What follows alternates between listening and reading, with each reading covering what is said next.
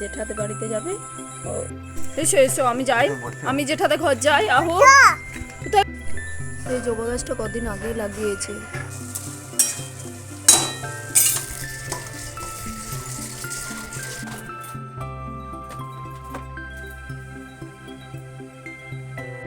কে?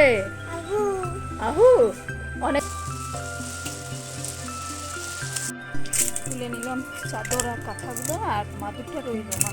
মেলা মেলা খেলছে আহু বিকেলবেলা। বলো, আমরা করি খেলা, বলো। নমস্কার বন্ধুরা, দুই রাজকন্যা চ্যানেলে আপনাদের অনেক অনেক স্বাগত। আমরা সকালবেলায় এসে গেছি আহুতে আমাতে একটা নতুন ভিডিও নিয়ে। তো আপনারা পুরো ভিডিওটা দেখতে থাকুন। আহু, এখন কোথায় যাবে তুমি? জেঠাদের বাড়িতে যাবে। ওর বাবার সাথে। কার সাথে যাবে? জেঠাদের বাড়িতে কি এসেছে? কি এসেছে? সকালবেলায় একটা বান্দর এসছে, ফোন করেছিল ওর মাম্মা। চলো যাই, দেখি বাবা কি করছে। এসো এসো, আমি যাই, আমি জেঠাদের ঘর যাই। আহো, কোথায় বসবো? আমি জেঠাদের ঘর যাই। হ্যাঁ, আমি যাব তাহলে। টাটা টাটা আহু, টাটা। তুমি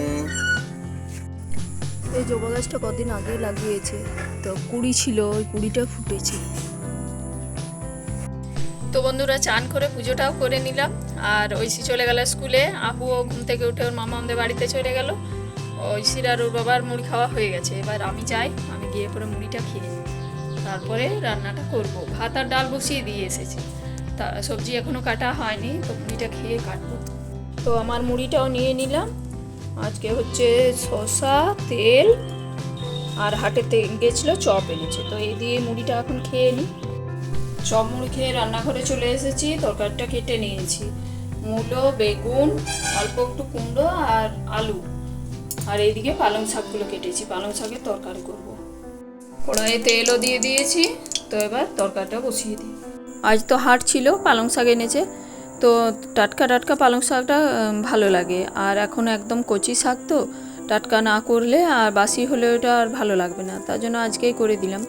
কদিন আগে যখন ঐশীর পরীক্ষা হচ্ছিল, তখন একদিন পালং শাক এনেছিল, তো ওই শাকটা রান্নাটা ঐশীর খুব পছন্দ হয়েছিল, তার জন্য আজকে বলে গেল, মা আগের দিনের মতো রান্নাটা করো। তারপরে ঐশী তো স্কুলে চলে গেল, আর আমি তরকারিটা বসিয়ে দিলাম।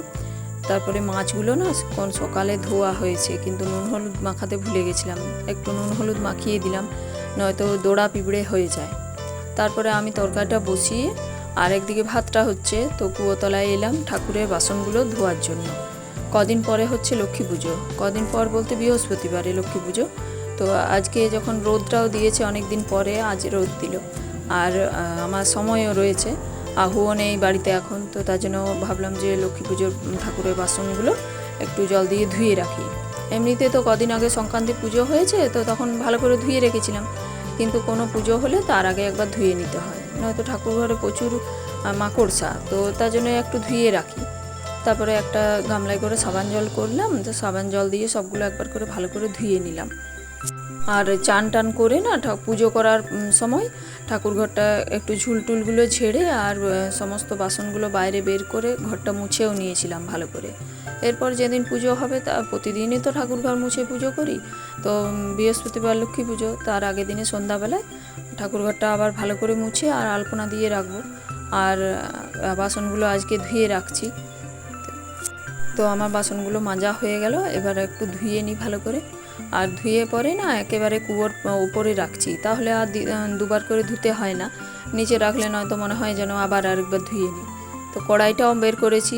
এই লক্ষ্মী পুজোতে না আমাদের লুচি সুজি করা হয়, তো তার জন্য কড়াইটা খুন্তিটা বের করেছি ধোয়ার জন্য, কিন্তু চাকতি বেল্লাটা খুঁজে পেলাম না। চাকতি বেল্লাটা এখন সময় করে একবার দেখতে হবে, ঠাকুর ঘরের ভিতরে নেই, হয়তো এইদিকে ঘরে কোথাও আছে, তো তার জন্য চাকতি বেলাটা ধোয়া হলো না। আরও কিছু টুকিটাকি আছে যেগুলো ধুতে হবে, তো সেইগুলো পরে ধুলেও হবে। এইগুলো এখন অনেকগুলো বাসনই বের করেছি, ধুয়ে রেখে দিই। তো রোদের থেকে এসে না ঘরের মধ্যে আমার প্রথমে চোখগুলোতে দেখতেই পাচ্ছিলাম না, আর এমনিতেও লাইন ছিল না, ঘরটা খুব অন্ধকার, তো তারপরে আবার একটু পরে চোখগুলো ঠিক হলো। তো বাসনগুলো ধুয়ে নিলাম যখন, উবুড় করে রেখে দিই এক সাইডে ঠাকুর ঘরে।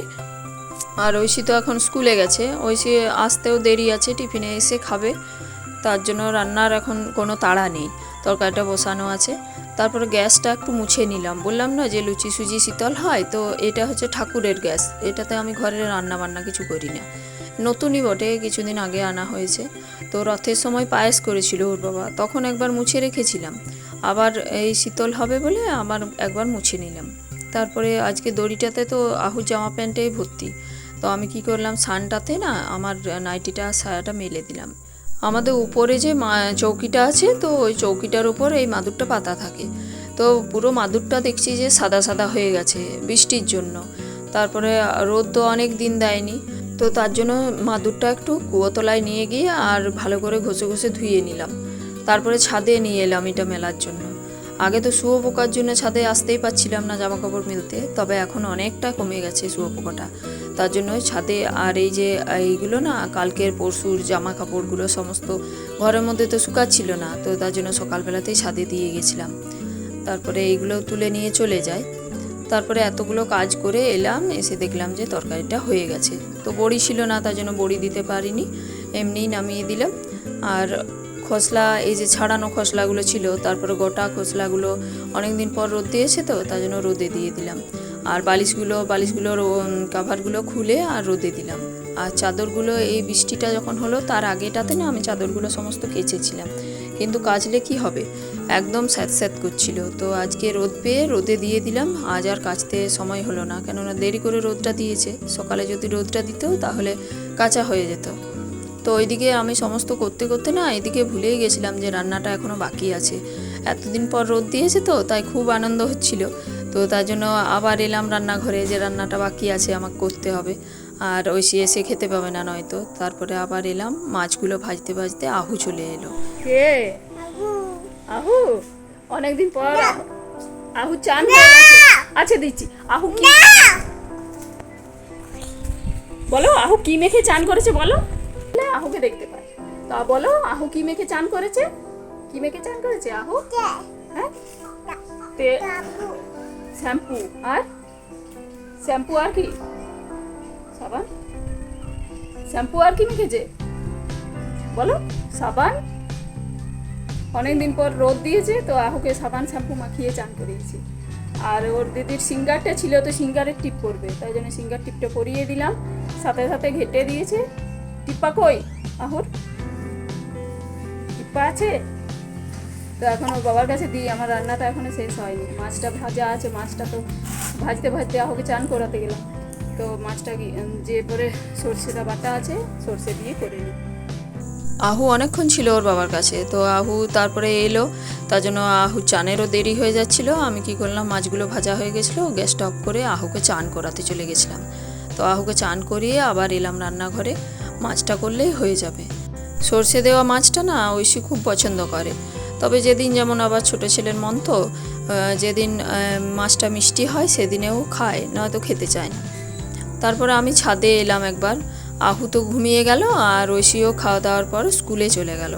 তো আমি ছাদে এসে পরে এই যে আবার চাদর টাদরগুলো মেলে দিয়ে গেছিলাম, তো এইগুলো তুলে নিয়ে যাই, অনেকক্ষণই রোদ পেয়ে গেছে, তো এবার এগুলো তুলে নিয়ে গিয়ে ফ্যানে দিতে হবে, নয়তো ঠান্ডা না হলে আবার পাততে পারবো না, আর দুপুরবেলায় তো একটু শুতে হবে, তো তার জন্য এগুলো তুলে নিলাম। আর মাদুরটা না কাপড়টা একটু ভিজা আছে, তো তার জন্য মাদুরটা তুললাম না, মাদুরটা এখন থাক, খাওয়া দাওয়ার পরে আবার এসে নিয়ে যাব। আর এদিকে আহুর বাবা আবার দোকান থেকে এসে কি করেছে, আহুর ডাব্বাটার মধ্যে যে কাপড় জামাগুলো ছিল শুধুমাত্র আহুরগুলো, তো ওইগুলোও মেলে দিয়েছে। আর এগুলো আজকে কাচা হলো না, তবে এগুলো দেখবো কালকে আবার কাচবো। মেলা মেলা খেলছে আহু বিকেলবেলা, বলো আমরা করি খেলা, বলো বসে আছে। হ্যাঁ হ্যাঁ, চলে এসো চলে এসো।